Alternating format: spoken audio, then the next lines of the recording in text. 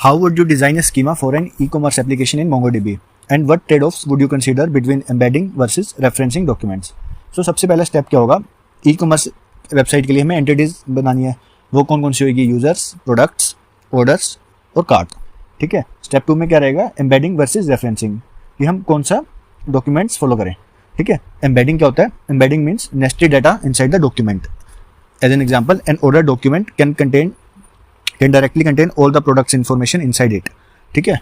तो इसमें क्या होगा, एक ही डॉक्यूमेंट के अंदर नेस्टेड डाटा होगा. ठीक है. इसके एडवांटेजेस क्या है? फास्टर रीड्स होंगे, क्योंकि सिंगल क्वेरी में हमें सारे ऑर्डर्स की डिटेल मिल जाएगी विद ऑल द प्रोडक्ट्स. ठीक है. डिज़ाइन भी सिंपल होगा. बट इसके कॉन्स क्या है, मीन्स इसके नुकसान क्या है? अगर प्रोडक्ट का प्राइस या नेम अपडेट होता है, ठीक है, तो हर ऑर्डर डॉक्यूमेंट को अपडेट करना पड़ेगा. ठीक है. और डॉक्यूमेंट साइज़ भी बड़ा हो सकता है इस केस में. और हमारे पास एक और ऑप्शन है इसको अवॉइड करने के लिए, वो है रेफरेंसिंग. ठीक है.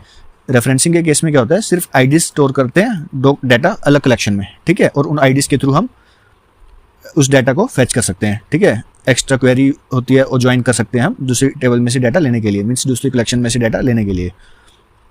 तो रेफरेंसिंग के बेनिफिट्स क्या है कि अगर प्रोडक्ट हमें अपडेट करना है तो सिर्फ एक ही डॉक्यूमेंट में अपडेट करना होगा, मीन्स एक ही कलेक्शन में हमें अपडेट करना होगा.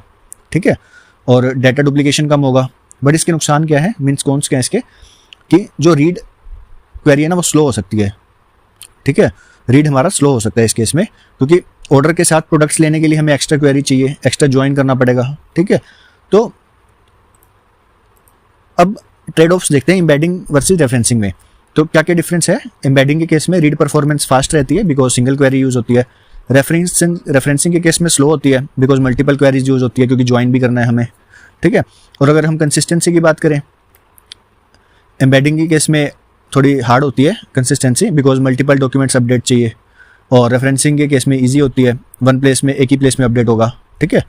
और डाटा डुप्लीकेशन एम्बेडिंग के केस में हाई होती है, रेफरेंसिंग के केस में लो होती है.